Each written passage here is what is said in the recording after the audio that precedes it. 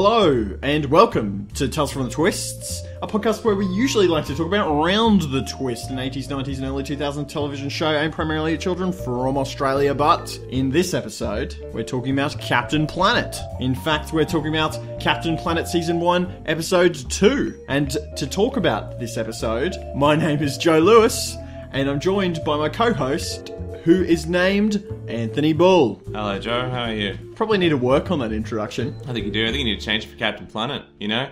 This is you keep everything else the same. 80s, 90s, TV show, watched primarily by kids in Australia. Yep, that's all checks out. Just say, welcome, and we're going to do Captain Planet today. Yeah, we'll have to work on a name for this podcast since we've decided to continue on and do more Captain Planet episodes. Tales from the Planeteers. Tales from the Planeteers. Done. Alright, let's go home. We're fixed.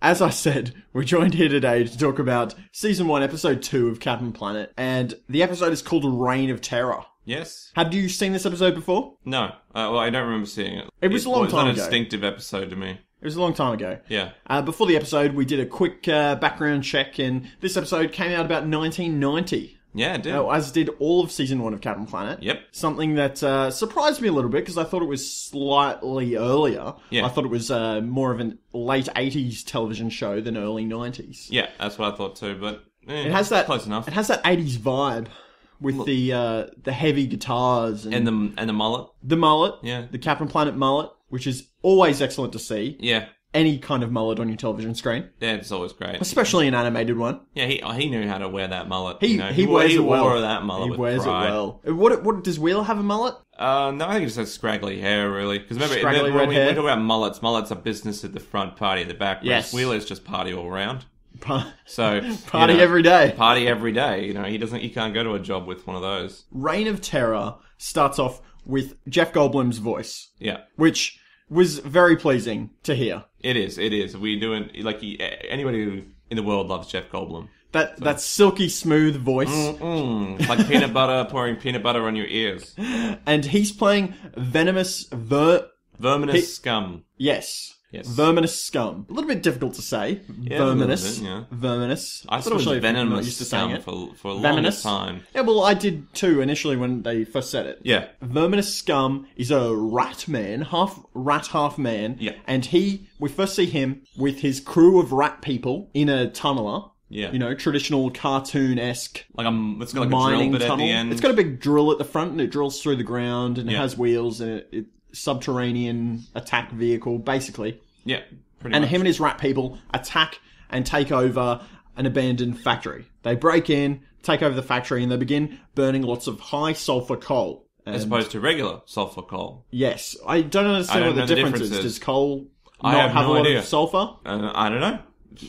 Maybe it has a high amount of sulfur, but this coal Has a lot of sulfur. Like tons of high sulfur. Or maybe it's just to point out, hey, it's high sulfur coal. high sulfur. So that the kids would be like, why would the coal turn into acid? Because it's high sulfur, you see, it would form sulfuric acid. But I don't think kids are that smart to be able to figure that one out. They didn't know it was sulfuric acid, they just know it was acid rain. Yes. So, But I think Captain Planet's vibe is to try, even though ridiculous things happen, and these ridiculous villains have ridiculous schemes, at the root of it, there is, that kernel of truth. Well, so acid rain does is exist. a problem, right? yeah. But also Venomous Scum's motivations make a lot more sense than most of them. Yes. Like, his reasons to destroy the world are just, he wants to destroy the world because he is a rat-human hybrid who's born out of toxic waste, and so are his followers, and he just wants to kill humanity to make a better place for his rat kind because, I don't know, he hates people, and he likes his own people. So, he doesn't need financial motivation, so he can spend money on a whole bunch of weird, wild projects to just destroy the planet. So his actually probably makes the most sense out of any of the bad guys in this series. Although, like with the first episode, Yeah. you kind of have to deduce the motivation. Yeah. Whereas you kind of pulling from having seen the episodes before. Like, it's not explicitly stated what the Rat King, what's his name? Verminous Scum? Verminous Scum, yeah. What his motivation is, but you can, by having seen previous other episodes, you can kind of deduce it from the episode itself as well. Yeah, that's absolutely right. Yeah, so he says, that's my dirty trick, Yes. building some acid rain. His puns are terrible. Yeah, well, His one-liners are awful. It seems like a waste on Jeff Goldblum. Yeah, Surely you could have given him something interesting to say. Well, I don't know. Writers, man. What are you going to do, eh? What are you going to do? What are you going to do about the bad writers? I don't know. It's for kids too, anyway. So, I mean, It doesn't mean it needs to be bad. Just because it's for kids doesn't mean you can't have quality writing. Well, I don't know. Shit, right? Alright? I don't know what to say to that. I have no idea what to say to that. I don't know what I'm supposed to say to that. So he's making sulfuric acid rain. They've got special rain-making and chemical that they're pouring on the coal, okay, as they're burning it. So that will make the clouds into rain, okay? Seems kind of dumb. And the coal will make the rain into acid rain. Yes. Seems kind of dumb, like he has this ability to, like this special chemical that he can pour on that makes rain. Yes. Seems like that's something that, like, pretty handy to have in the rest of some of the world that have drought. Like, yeah, where's some of that? I love some of that. And it was kind of just lying around the factory. Like, you know, look, we have special rain-making chemical. We have coal in Australia, right? Yes. Why can't we have some of that, that chemical? Yeah. For our, put it on our coal. Yeah, it might produce sulfuric rain, but I think ours isn't high sulfur coal. I don't know. Why would you... Hang on. Yeah. Why would you add the special rain-making chemical to the coal when you're burning it? I don't know why you're doing that. No, why would you do that in Australia? Oh, because we use coal-fired power plants. Yeah, but that's how to make acid rain. Clearly, Captain Planet has showed you that's how you make acid rain. But, like, the coal automatically is supposed to make the acid rain, right? The coal is already doing that. Only if it goes into a cloud. Yeah, well, if the coal is already going to make the acid rain, Australia has a drought, just put it on the bloody coal. We're going to burn it anyway. Did you learn nothing from this episode? I did. The acid rain destroyed lakes and forests and fish and all kinds of animals. And apparently people's houses too. Yeah, destroyed entire cities. So I don't think that even happens. I think it's like, it just makes it bleaches things. It's sulfuric acid, right? Yeah. What does sulfuric acid do? What does it burn? Burns, like, a lot of things. Because hydrochloric acid, the acid that most people are familiar with, kind of just burns organic stuff, right? Yeah, I think sulfuric acid still does the same thing, but it's not like, melting. It would sting you, it would hurt you, it would bleach a lot of your, a lot of things.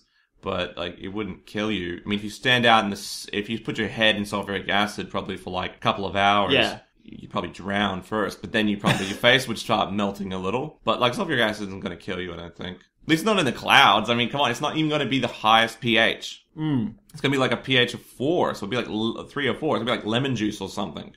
Which is going to hurt, sure, but it's not that bad. When I was a kid in the 90s, yeah, I remember reading about how acid rain was a big problem in Russia, I think. Really? Yeah, maybe China, one of the big, industrial kind of second world countries. Yeah. It was a big problem. Melting cars, I think. Yeah. Yeah. Okay. I don't know if that's actually true. I have no idea. I'm not a historian. But it could be true. Scientist. Or a scientist. Evidently, I don't know much about science books. We cut away from verminous scum. We cut back to our Planeteers. So just recapping, we've got Wheeler, the red-headed fire user from Brooklyn. We've got Guy, the water-using Chinese Planeteer. Woman. Asian Planeteer, as we're told. She's from Asia. Yep. I don't know why we're not given a country for her. It seems pretty racist. I don't know. You got to give them a distinct area. Linka, from the Soviet Union, who we think is from Hungary now. Yes. Because, like, her name in Linka, what was it? Is a Hungarian name for mannish, but that's the thing. It's for mannish. Yeah. I think we checked if it was for woman. Ah, okay. It was mannish, because it would be very weird to call your child mannish. That's a very weird thing to say about a calling girl. a female girl like, and this is more like when she's born. It's like, oh, she's very mannish. Or was she born with a beard? Was she born with what's going penis? On here? I don't know. Like, how does a baby come out of the womb as a man? Like, does it come out, with a beard, like a lumberjack? Yeah, I was about to say that. Come out of the womb with a beanie and an axe. Did he, like, sort of crawl his way out and be like, wow. She. Wearing flannelette. Yeah, wearing flannelette, bloody, like, a man's man. If not, then I don't see how you can define a baby as mannish or having any mannish qualities. Even boys coming out of the womb don't look mannish. They look like, boys. Yeah. Yeah, that's what I would say. There's Kwame. Yeah. Who we've worked out is from probably Ghana. Yep. Because it's a Ghana name, Kwame. For a boy born on Saturday. Yeah. Yeah. I was like, oh, there you go. That is pretty cool. That's pretty cool. He's from Africa, and he's the Earth user of the elemental Planeteers. And then we have Marty, the most useless Planeteer with the most powerful power. Yep. He has the power of heart, which is persuasion and communication. Yep. and he comes from South America. Yep, and somewhere. we don't know what his name means, but that's okay. No one... He's not really... He's the least important As we character. learn throughout this episode, he's the Bronson of the Planeteers. He kinda He's is. useless, Yeah. he's annoying, and nobody likes him. Well, people like him, but he's just... No. Nobody like... You Nobody like likes him. People like him. He's useless. Doesn't matter. People still like him. They're friends with This him. just feeds fuel to the fire that it should have been an Australian, not a South American. Well, You already had one American candidate. Yeah, Give us an Australian. I guess so, yeah. Give us an Australian. The poor white trash of Asia need representation. Poor white trash of Asia. Yeah, as we were coined by a famous, I think it was a Chinese leader in the 90s. They called us the poor white trash of Asia. Ah, yes. Yeah. That would be, what's his name? Yeah. What's his name? Jiang Zemin. Yeah. Are you just making that up? No, he was like the leader of the communists up until the late 90s. Yes. So, probably him. The Planeteers are doing an obstacle course, but Marty is too small. He's a child. And G and Kwame, they love it. They're having great fun. Yeah. Link Dee is... and Kwame. Whatever, I just can't do it. You know, people are going to come into I'm this gonna podcast, alter right? it. People are going to come into this podcast and It's they're clearly going to gay. This guy doesn't know about any twist. He doesn't even know how to pronounce their name properly. Be like if I called you Jay. Why would you call me Jay? Because I don't know, your name's Joe, but That's you know actually what? pretty good. It's I Jay. like Jay. You like you Jay? can call me Jay if I'll you be want. Jay from now on. If So you want. Jay, tell us a story. Yeah, well, I am, before you rudely interrupted me. Sorry, Jay. No worries, AB. Hey, I don't like you calling me that. Well, too bad. Too bad, alright then. Fine. Linka is showing off doing some acrobatics because she's from the Soviet Union, so clearly she must be good at acrobatics. That's what they're known for. Do the Soviets do well at the acrobatics? At Yeah. yeah, I thought so. They did so As well well as the at, Chinese. because gymnastics, they yeah. stunt the growth of their children. That's what that's how I've heard, yes. And they secretly use 12-year-olds and pretend they're like 26. They totally use 12-year-olds anyway in the Yes. Olympics, so... Yeah. Oh, do they? Yeah, and, like most gymnastics Yeah. for girls, you have to be like pretty young because once you start going into puberty, like All the proportions get your thrown proportions out. just screw everything up. You lose your balance. Ah. Different for men though, because I think different for men because they've got like they've got Yeah. the really strong, heavy fucking like I've got those things like the rings and the Yeah. parallel bars, and it's like having strength would be beneficial there. Yeah. yeah, And it's different centers of gravity as well. yeah, absolutely. Like, it enables you to do different things. Yeah. So the acrobatics that men are good at, it's better if you're heavier, stronger. Yeah, I think so. I think. I don't know. I'm not a gymnast. We're just though. making Like, things up. We're making stuff up. But Which is- all I know is men aren't supposed to do parallel bars or Aren't? something. Yeah, they're not supposed to do Why like. not? Oh no, they're not supposed to do this long bar thing. They have to do the pummel horse. I have no idea what you're talking about. There's like this long bar, and you sort of walk along it, and you're supposed to like do flips and aerobics yeah, and stuff. yeah. And you're not supposed to. Men aren't allowed to do it because it crushes their testicles or something if they fall off. Yes. So they have to Yeah. do the pummel horse or something. What's a pummel horse? It's like this big horse. Okay, it's a big leather horse thing, and you have to like hop on it, and you sort of like doof, doof, and you like you move your legs back. I can't even describe. Oh yeah, it to you. the vaulting horse. Yeah, kind of like that. Yeah, Yeah. It's like instead of vaulting off it, it's sort of like you're on it and you sort of do some aerobic You do tricks on it. Yeah. I used to do a little bit of vaulting horse when I was younger. Yeah, cool. Not very good at it. I could do a few different ones. Although like the idea that when jump it's supposed over to it. protect your like your testicles and stuff. Yeah. Have you seen how they when they're on there? Yeah, they they're sort of just grinding They sort of around. slam their crotch into the pummel horse. So I'm like, how does that protect your groin in any way? Like, doesn't this defeat the purpose at all? Like, Yeah. How does it not hurt? Kwame says, "Oh, everyone, look over here. There's a giant obstacle wall. I think that we should all climb it. Everyone has to climb it." So he and Guy, they race to do it. Yeah. And Guy is a cheater. She is. Probably because she's Chinese. No, I'm joking. racist. I'm joking That's around. racist. I'm joking. Although they're being fair, like there wasn't that one case where like they had Chinese swimmers. I can't remember which Yeah. Olympics, might have been Barcelona Yeah. Olympics, and like they were Chinese swimmers on steroids. Yeah, they were on steroids. They were beefed as. Right around the time this episode came out, so to be fair, I think they're both cheaters.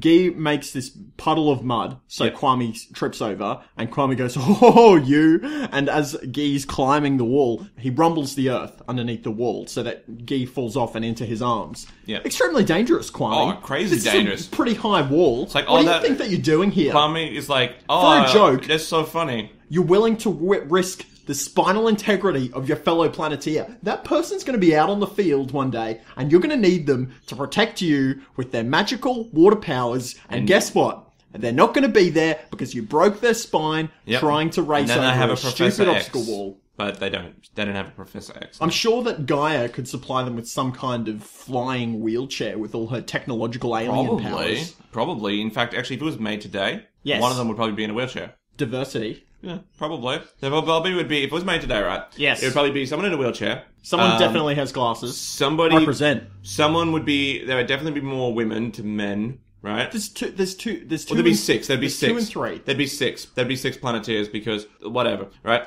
One of them's going to be a wheelchair. One of them's going to be a Muslim. For sure. Right? An Arab. Someone from Arab. Yeah. Right? You're going to have all Kwame representing that, right? You think he's tribal Africa, though? I think he's more tribal Africa, yeah. They'd definitely have someone who's, like, European. You'd have Chinese. We've got a European and a Chinese. Yeah, I know, but this is still going to be the same thing, right? Yeah. Yeah. Okay. Chinese. We got that. Maybe we're going to have an African-American. I don't know. Yeah, or maybe like a mixed African-American or a more of a... Yeah.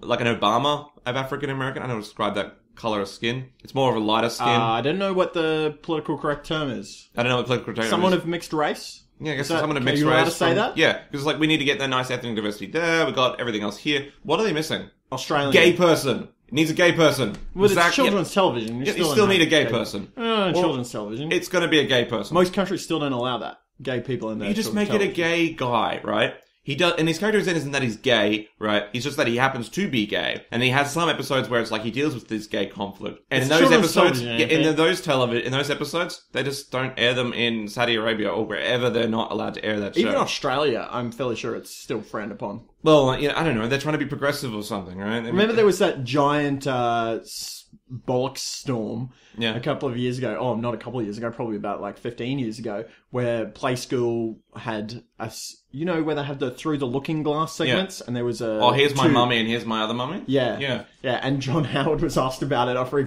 he got home from a flight from some country, who knows where, and they're like, oh, John Howard, have you seen Play School yesterday? And he's like, no. I don't watch every ABC program, especially ones for children. I have no idea what you're talking about. Yeah, I'm just saying that it probably would be included. There'd probably be a gay guy in there. Or a gay woman. I don't know.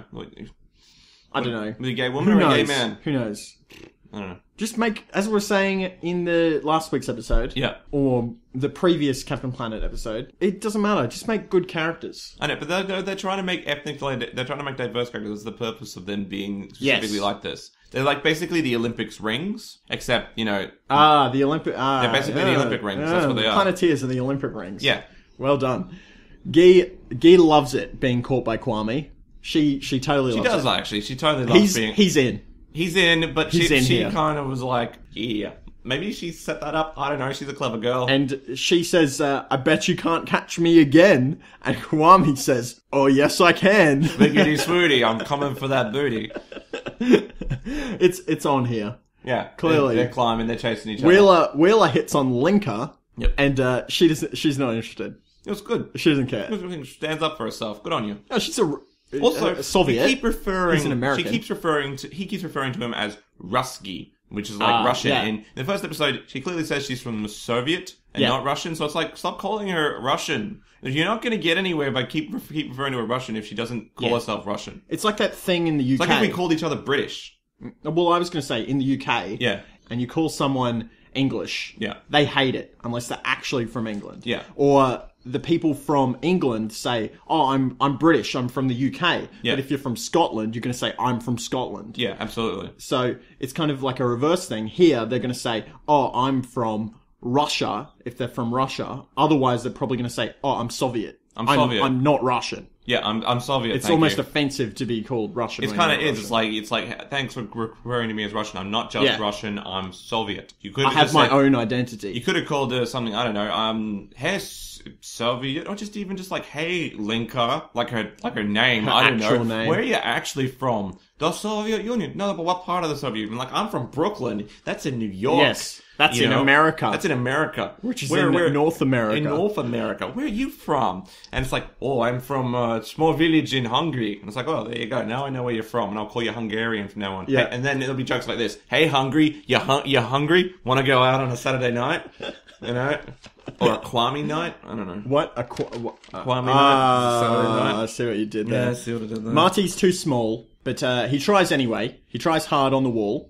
And he's climbing up, but then he falls off, and he falls into G's mud. that she made. Yes. Lucky, because he didn't hurt himself. Lucky that he But did not break his spine. And you everyone know what? laughs at him. No one else was there to catch him. No. They didn't Kwame care. was just too busy looking after Guy to be bothering trying to help him. He falls in the mud. They call him a hot fudge sundae, which is pretty racist. Kind of Here's, racist. Here's Looks Olivie's skin. Yeah, well, he's also black. Like, not black. He's covered in, like, this mud. Yes. So I guess he's supposed to be this chocolate thing. It's covered, and it's like, oh, for a bit of whipped cream and cherry on top, you'd be a hot fudge sundae. And it's like... He's very upset by this. Well, yeah. I'm like, how about, as my friends, can you, like, help me out? Yeah. Not be assholes? Because he was already feeling bad that he was too small. Yeah, man. Like, come on. He's feeling bad about his insecurities. Make fun of him and then be like, no, man, it's alright. Come on, it's alright. You're small, but you can do many things that large people cannot. Gaia appears and summons everyone to the crystal chamber. Marty cries because he can't deal with it anymore, and he runs away because he's too small. Kwame says, "Oh, he must be upset because he failed. Good one, Kwame. Good on you." This is You where bloody idiot. This is where his leadership isn't showing through. It's like he's a good leader, but he's not a good people person, potentially. Oh, you reckon that's why he's upset? Yeah. Oh, but because everyone stood around and laughed at his failure? Oh, it's his failure. He failed, and that makes him no good. We'll talk about this later, about who holds the blame for this. Yeah. But I think Kwame, well, all of them hold blame. Because Marty is, Yeah, Marty does totally, okay, so... It's his fault, Yeah. but it's also his teammates' fault. His for teammates being were not assholes. helping him at all. They were being assholes, and it's trying to put him in a situation, but it's totally Marty's fault. Like, it's a mixture of faults. Exactly. You Which problems often are. Yeah, especially with teams. Oh, this guy doesn't contribute. It's like, well, you guys were being complete assholes to him. Why would he ever feel like contributing? Like, you've totally destroyed his morale and his drive to do anything. It's still on his him. fault, right? It's still on his fault. Clearly on his But fault. you need to learn to grow as well. You need to learn that you've made mistakes and you need to make changes. It's like that, it kind of was everything. It's like, oh, don't blame the victim or whatever. Yes. Yeah, it's like victim blaming. It's like, yes, but also there's still some problems with other, like the victim may have instigated something. Yeah. Or hell, it might just even be a way of protecting oneself. It's not about necessarily assigning blame. It's about assuring the best outcome for everyone. Yeah, exactly. Let's talk about this a little bit. When something happens, and something happens to you, and you're the victim of some sort of crime, it's not explicitly your fault. It never is. Yeah. But that's not to say you can never not do anything to prevent that from happening, right? Yeah, exactly. It's not saying, it's completely your fault, victim blaming, whatever. But it's saying, use your common sense. Yeah. We always come back to the idea of a robbery. Yeah, okay? yeah. If you're walking through what's known to be a poor area, and you're carrying fat stacks of cash, and you're wearing your Mr. Monopoly outfit, and you've got bags, big Hessian bags with dollars printed on them, and you get mugged, whose fault is that? It's well, the person. It's probably the mugger's fault. But It's the mugger's fault, but also you could have taken precautions that wouldn't have put you in that situation, right? Or it's even a situation of like, even if you look normal, you're totally normal and you're walking down this alleyway, you might even just stick out based on like other cues, or even just, hell, it's a bad neighborhood. So a great way is don't go to that neighborhood. Like, well, it's take precautions wherever possible. Bring a handgun.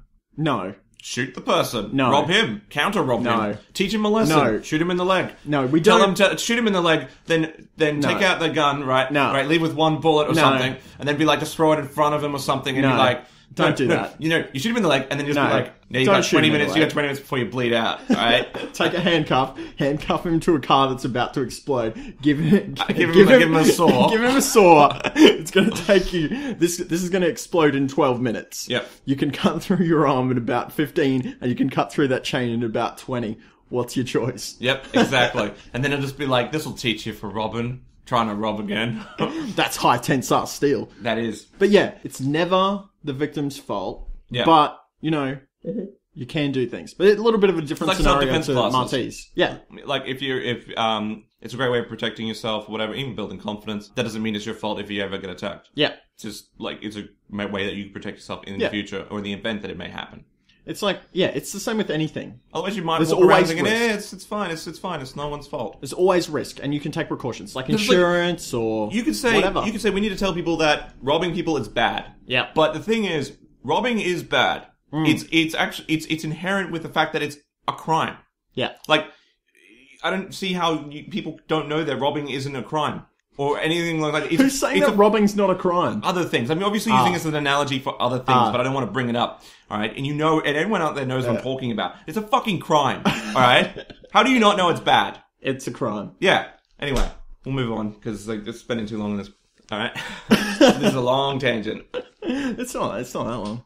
Yeah, it's like 5 minutes. So in the crystal chamber, Guy is briefing everyone on verminous scum, and Marty shows up a bit late, and she's saying that he was born and raised in toxic waste, and he and his rat pack thrive on pollution and have declared war on the environment. So we're not told why, but we're assuming, and you know from the other episodes, as you were saying before, that this is because they want to eliminate... Yeah, I think so. Make it a better place for rats to live. Yeah, basically. I think so, yeah. So rat people can rise up and become the true rulers of the earth. They've been nested in a factory, and they've decided to burn coal for acid rain to destroy lakes, forests, rivers, and they're creating the most dangerous acid rain around, and it could destroy a city. Now, short thing here, toxic waste. We've seen this a couple times. This mysterious toxic waste. In the first episode, with Hoggish Greedley, he shoots Captain Planet, and the toxic waste is basically kryptonite to him. Yeah. Okay? Now, in this episode, we've got toxic waste. These rat men were born and raised in toxic waste. This mysterious substance that has magical powers. And we see it a bit later as well when the rats shoot it. Yeah. It's the magic substance of... Yeah. It's the magic pollution. What is this toxic waste? What kind of waste is it? Why is it toxic? Nuclear waste? Well, it's not nuclear. I don't know. Toxic. It's like just a so sludge. Generic, isn't it? It's like, I don't know, bin juice? It's bin juice. Bin juice. I don't really know. Like, what is toxic waste? It's bin juice and used medical equipment. It's clearly toxic. It's clearly toxic. That's the thing. Is that there's no real clear understanding as to what it could be. Nuclear waste. Oh yeah, it makes sense. Boom. But toxic. What the fuck is a toxic thing? The Planeteers are flying in to respond to the factory. Everyone's pumped. Marty's still whining. Oh, I'm too small. They're better off without me. And he decides that he's not going in with his team because he'll get in the way. And he takes off his ring and puts it to the side. So he doesn't have his ring on anymore. Yeah. Guy feels bad that he's feeling upset, and Wheeler tries to convince him, but it's no good. Kwame wants to spend longer trying to convince him, but there's no time. He says, I'm not going with you, right? Basically he says, I'm not going with you, I'll just get in the way. The fact of the matter is, Marty, we need you. How can you not explain this to him in the like, it's so easy. You know, I know you have a lot, well, I know you have a lot of problems and stuff, and I know that, you don't feel great and whatever. They can deal with that when they get back, off the mission, but we need you. We cannot summon Captain Planet. We cannot access our secret weapon without you. This is why we really need you. Secondly, we need you because you're our comms. Yeah. Right? He's the communications It's like going into war, and then your comms officer is like, I can't go in. Nobody needs me. I'll just slow you down. It's like, no, we really need you because you're our comms officer. We need to be able to keep communications to the higher ups. You see what? So we kind of need you a lot. You see what makes this worse? Yeah. Right? It's okay that he's not participating. Yeah. That's fine. Sit in the ship. Keep your ring on. Tell us when bad guys are attacking us. Use the magical televisions that are inside our glider to tell us where the rats are, what's going on, give us tactical information. He doesn't even do that. Yeah. He just sits there and cries. And he's not even saying stuff like, I don't want to be a part of your team. I want, I don't care what happens to you guys. I'm just going to slow you down. So it's like, you actually still care what happens to these people, and you actively want to see their mission accomplished, but you don't want to be a Planeteer anymore. No, he doesn't. The thing is, what's happening here? He doesn't want to be part of the team because, woe is me. I'm the smallest. Yeah, but he's not interested in seeing them fail, though. Isn't he? Otherwise, he would have gone. No, he's not. He's still feeling sad, but he doesn't have an expressive interest to see them fail, right? He doesn't want to see them absolutely fail and get captured. In the same way that, like, it's a spiteful or vindictive person to be like, I don't care what happens to you, You don't care what happens to me. He would have kept his ring on otherwise. He's completely bowing out. He's basically given up the shield, though. That's supposed to be like, what is it? Like, he's lost the racer's edge, man. Or like in whatever it is in Top Gun. Yeah. Where that guy totally freaks out and it's like, sorry, I've lost the wings or whatever, and he just throws the wings back. Yeah. So it's basically that. He's turning in his badge, It's still... And this is where Kwame goes, you're a good cop, Marty. You're a bit unorthodox, but by God, you get the job done. I don't know. I think that he's showing a lack of respect for his team by taking off the ring. I think so too. And I think that's unforgivable. Yeah. I think it's forgivable, but it's not something that he should just be like, yeah, welcome back. It should be like, because he's not going to learn from this. No. He's not going to learn that look, because the biggest moral thing wasn't that. The big moral message was, you can do anything if you put your mind to it. It should have been, if you are in a team and the team relies on you in the middle of an operation, you shouldn't let your team down. I know you've got a lot of struggles and a lot of problems, but the best thing to do is come together, complete the mission, then you can leave. This is high-stakes combat. Yeah, because that's how teams work. Teams rely on each other. Without them relying, without him there, the whole mission is going to collapse. Now, as we were saying, the team has a part in this. Yeah. Because they were assholes to him. Yeah. He was clearly having issues with the obstacle course, and they just stood there and laughed at him when he failed. Yeah. It's something that everyone else could do. That's on them. Yeah. But him leaving them at a mission... That's not cool. That's beyond cool. Yeah, that's like if this was in anywhere else, like he would have been like, when they got back to base, they would have been like, well done, and then they would have pulled him into the office and told, it would have been kicked out of the program. Yeah. It's like, but I came back. It's like, yeah, but you abandoned them. Yeah. And you never abandon your team, no matter what. Yeah. Exactly. Verminous Scum is getting ready for destruction of lots of stuff with his acid rain. Yeah. And he says, I'll give the world a shower it will never forget. A shower of pollution. That is something they will not forget. Disgusting wordplay. Not even good. Kwame rocks up at the factory. Yeah. With him, Wheeler and Guy, and he earthquakes the factory. Yeah. And the rats come out. The factory stops burning things, and a whole bunch of rats come out. And they confront the Planeteers. Wheeler calls them festering furballs, and the rats begin to shoot toxic waste at them. Yeah. Wheeler decides to counter it with his fire, but he just makes more toxic smoke. Yeah. So that's not an option. It's good that we know that now.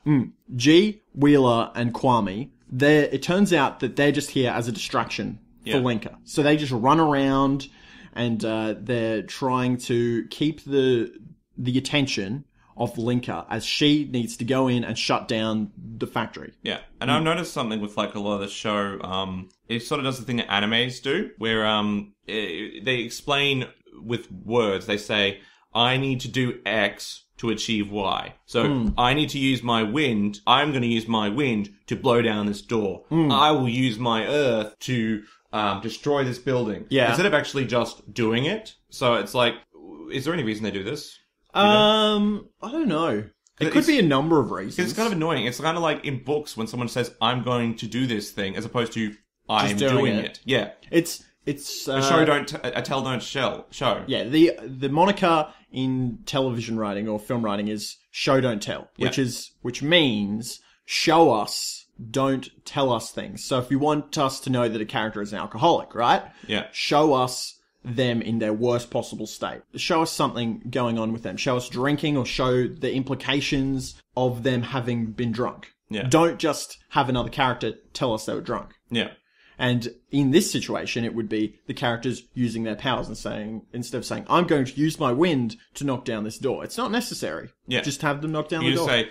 You just say, wind! Boom. Yeah. Because I feel like the kids are even smart enough to know that that's what you could do. Yeah. Or even if it's like, a small gust will fix this. Wind. If you want to just say one-liners to say, you're going to use your wind to knock down the door? Okay, no worries. I can follow that. I'm 6, but I can still follow this. It's very simple. You have wind powers. Yeah. You're going to knock down a door. If you're 6, you're not even going to comprehend what they're saying, basically. You're just I think you still comprehend. A little bit, but it's basically wind knocks down door. Yeah, that makes sense. Yep. You could use it to knock down a house and eat some pigs. It could be a few things, right? It could be they need to have those characters have a certain amount of airtime. Yeah. They need to have their voices heard a certain amount as per their contract. Yeah. Which is not completely unheard of, right? Yeah.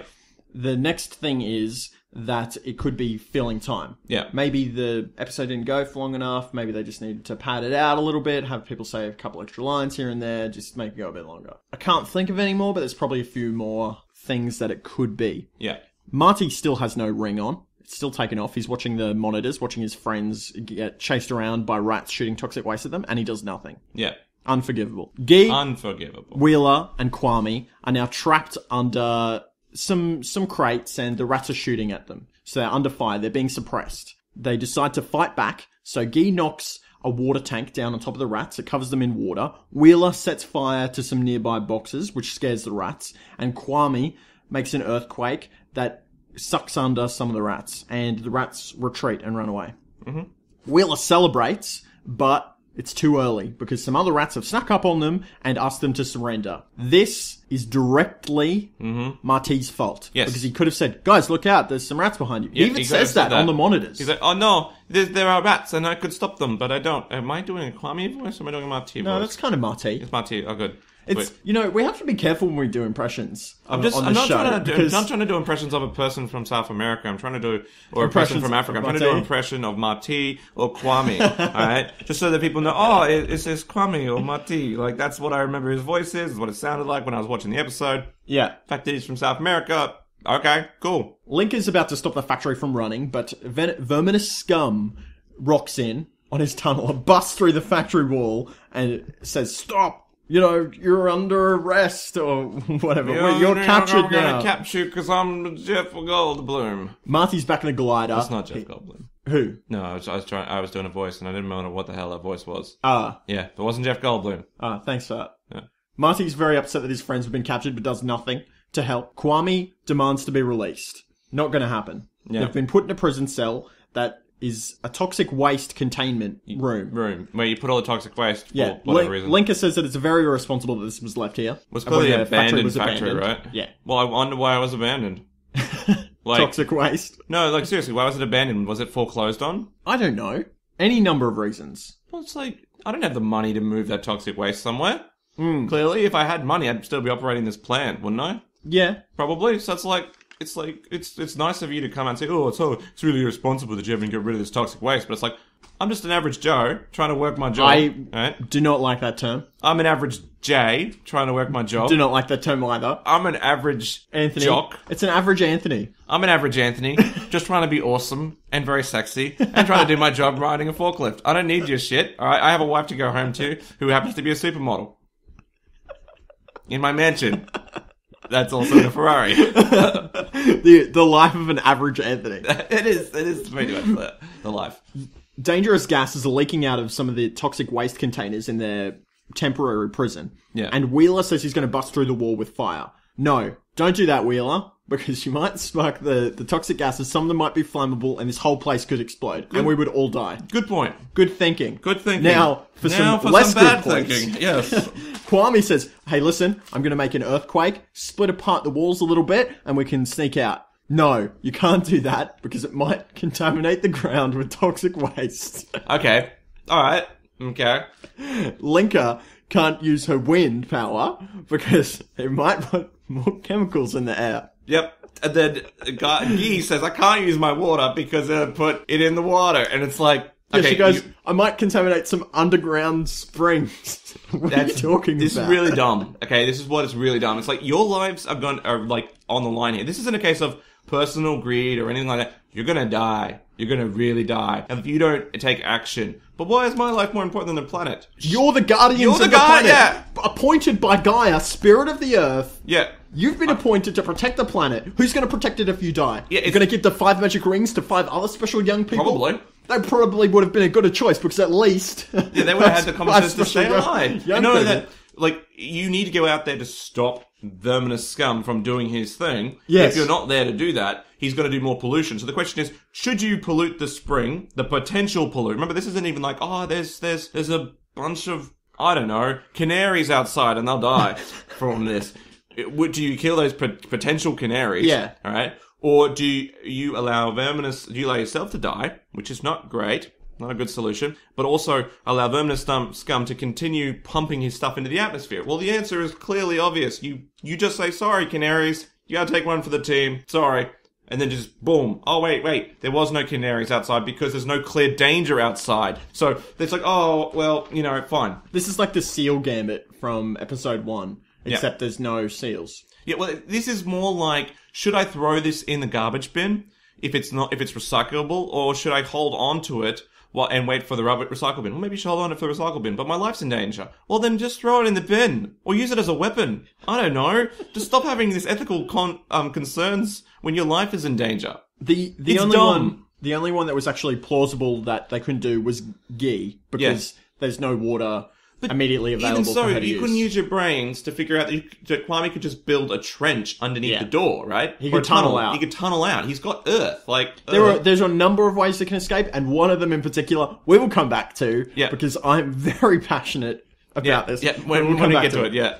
A couple of things to note here after this. Linka says wind a couple of times here, and Guy says water. Yeah. Now, we were told in the first episode that every time that they say the name of the power, it activates. Why doesn't it happen here? I don't know. I feel like maybe they've had more training, and that means they've got better control of their power. Also plot. Bad writing. It's dumb because it's like they're not going to be able to check every time. Like, what would you say instead of wind? I don't know. I think it's dumb that when you say the name of the power, it activates. Yeah, I think like you have to think about it or something. Like, you need to think about the flames of your heart or something. I don't know. Maybe it's too hard to explain to children how the fire power works, and the writers are just like, just go with it. Just go with it. Whatever.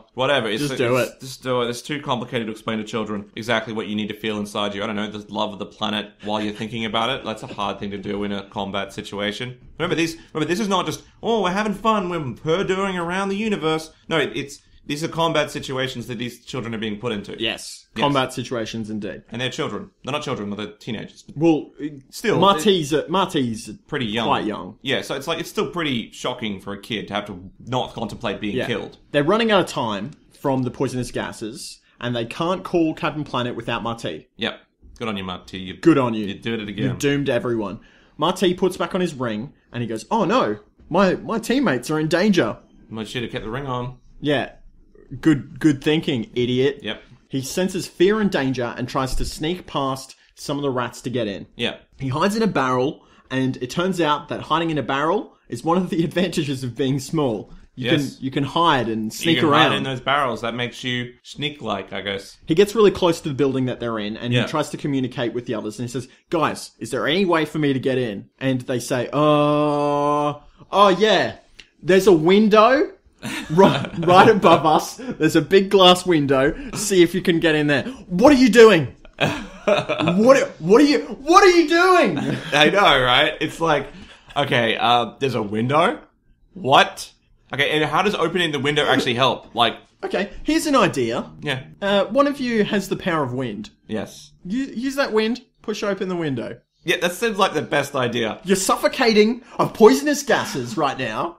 It's like you're in a room. You're in a suffocating. Room, and there's gas building up. And the ultimate solution that you have is open get a window. Your youngest member to climb on top of a giant building, smash the window, and rescue you. Why not? It is like it's like a blonde joke where the blonde locks herself in a car. Yeah. Yeah, it's like you can just open the door, right? Yeah. It's like the solution is so obvious, but they're like, I can't do it because there is no real clear reason. What should have been, this is what I felt it was, because what it is, he has to climb this hit, he has to climb up, right? The wall. He has to climb the wall. Right, you want to tell that? No, you can do it. Alright, so like basically, the way he has to access it is, remember how he was trying to climb the wall before, at the start? He was having trouble with that. So he's now climbing the wall up to this roof. He's climbing up and he's just realizing, I can't do it, you know, I'm too small. Then Guy appears in the sky like a ghost and says, no, Marty, you can if you believe in yourself. What did I write down? I think something along the lines of triumph of the will. With courage, you can accomplish anything. With courage, you can accomplish anything. And so he's like, yeah, I can do it. And so he climbs up to the roof and he gets in. This is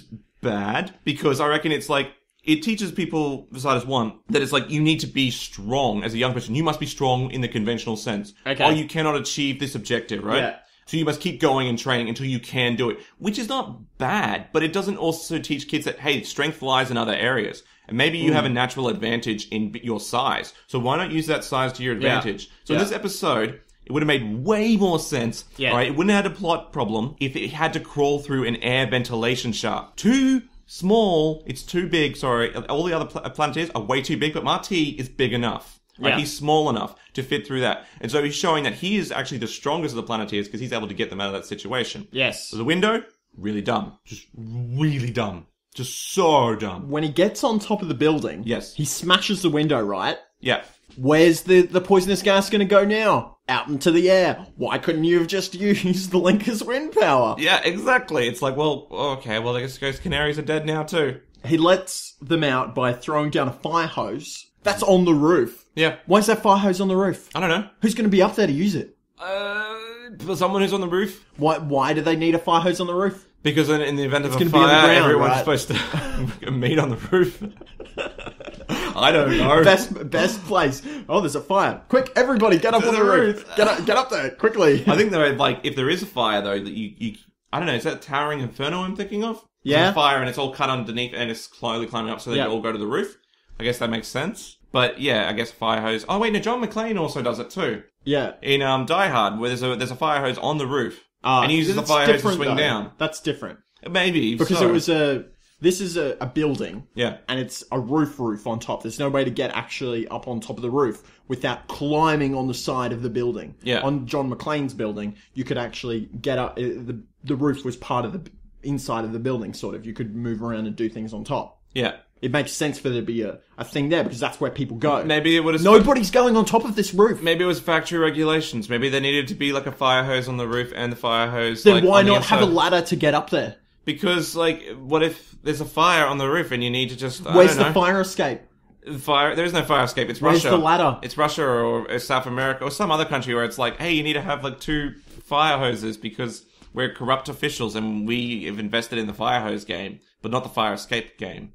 I don't know. I don't understand foreign countries sometimes. You know, they do their things what they want to do. It's their country, whatever. I'm not going to go in there and tell them how to do it. Verminous Scum's finished building his cloud of acid, and the Planeteers can't do anything about it. So what do they do when they're useless? What do? What do you think that they do? Oh, well, I don't know. They go call home. the same guy that they always call. They call Captain Planet. Yo, Caps, can you come and help us? Go Planet. We've got power, of course, but, you know... I'd like to see them solve an issue by themselves. me too. Instead of I relying really on would like the that. external Captain Planet. Or even, I don't mind if Captain Planet gets summoned and... for a little bit, and he's giving advice or something. Yes. Or even it's just like, oh, Captain, we can help you. But no, this is the Power Rangers problem. Yeah. It's like, oh, we can't beat him, so let's join and form the Megazord. Oh, no, we better get a sword and kill The him. thing with the Megazord, right, was that the bad guy always starts small. Yeah. And so they can fight him small.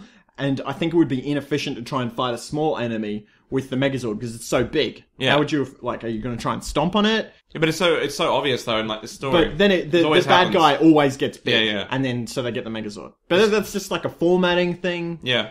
And it, you know... It just kind of screwed up any tension, though. They're always going to you always know what's going to happen, yeah. It's like this, it's you always fun. know that Captain Planet's always going to be summoned. But the thing, it's like with slasher films. Yeah. At the start of the birth of the slasher film, it was, oh, what's going to happen? And then after a while, the formula developed. And then the fun became in not, oh, what's going to happen? But it became how the formula is going to play out, who's going to die first. I bet it's going to be this guy. That became the interest in that subgenre. Yeah. Okay, fair enough. I didn't know that. Yeah. Well, there you go. There you go. You learn new things every you day. do. Especially on this podcast. Yeah, on this podcast you get smarter. Well, No. But you get entertained, I hope. We hope.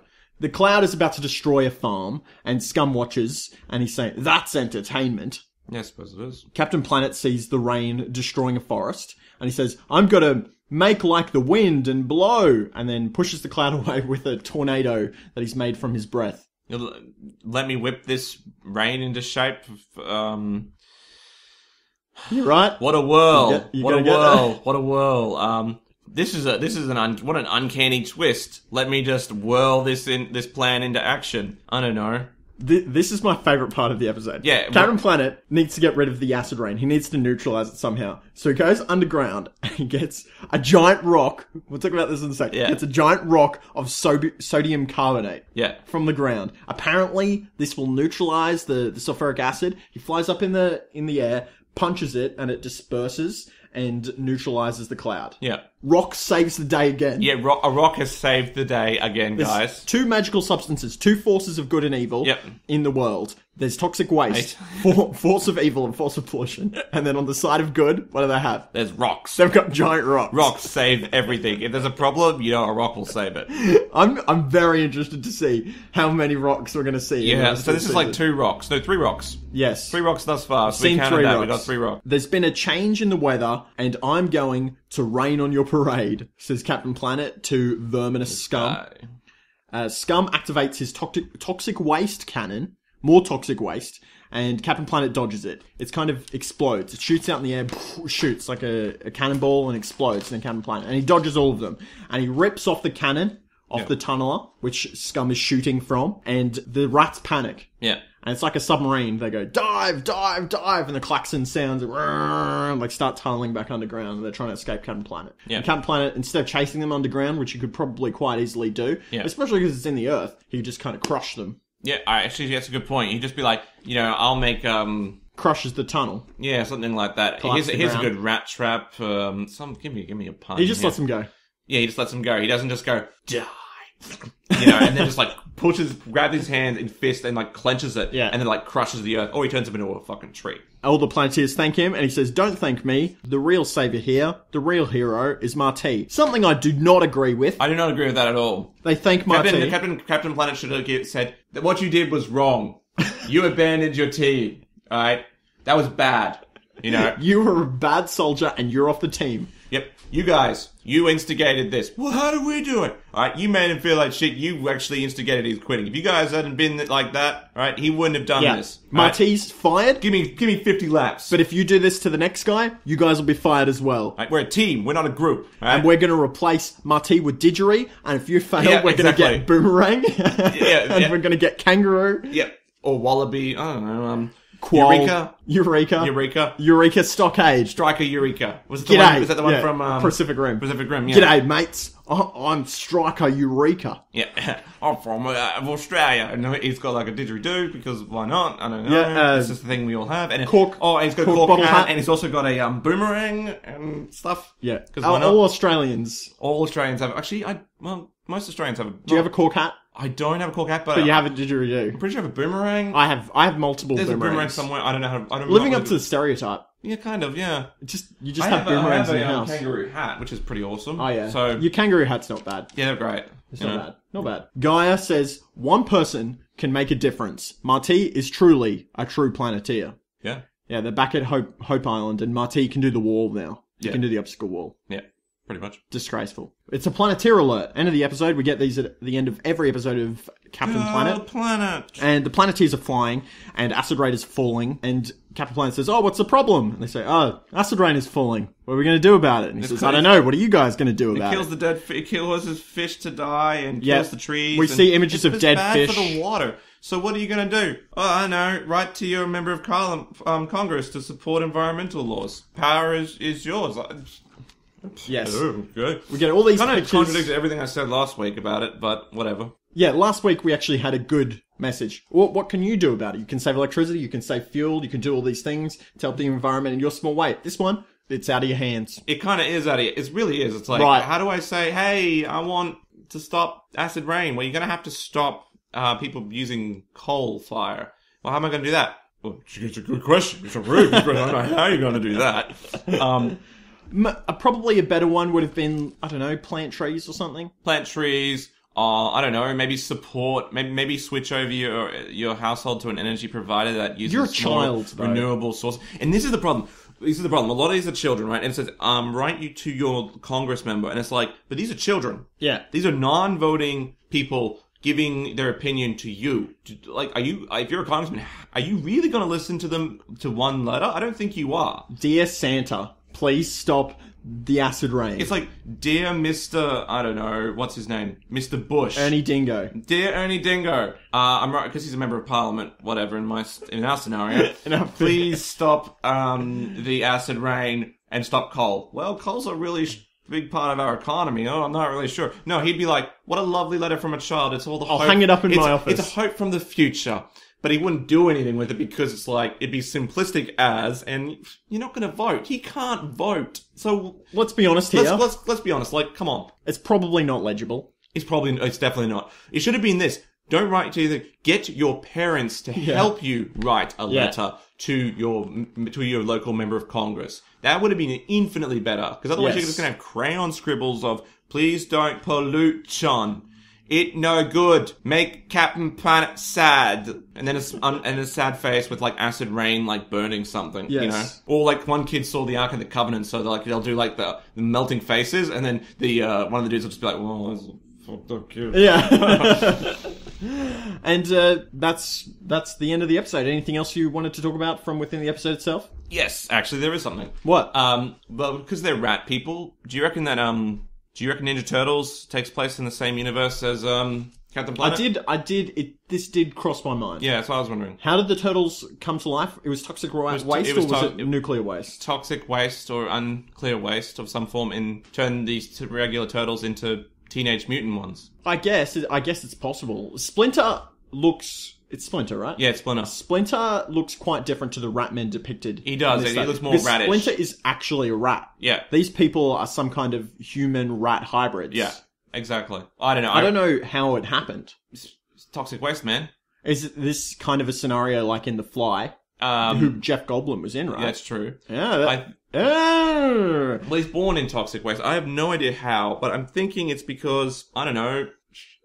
their genes mixed in the toxic waste when they were born. Yeah. And that caused, like, over time, this growth. It's not like they're, like, mutated or something. Like they're half human. It's like they're pretty well-established, fully formed rat people. How did the toxic waste influence them? Maybe it was during pregnancy. Maybe they were, like, homeless people, right? Yeah.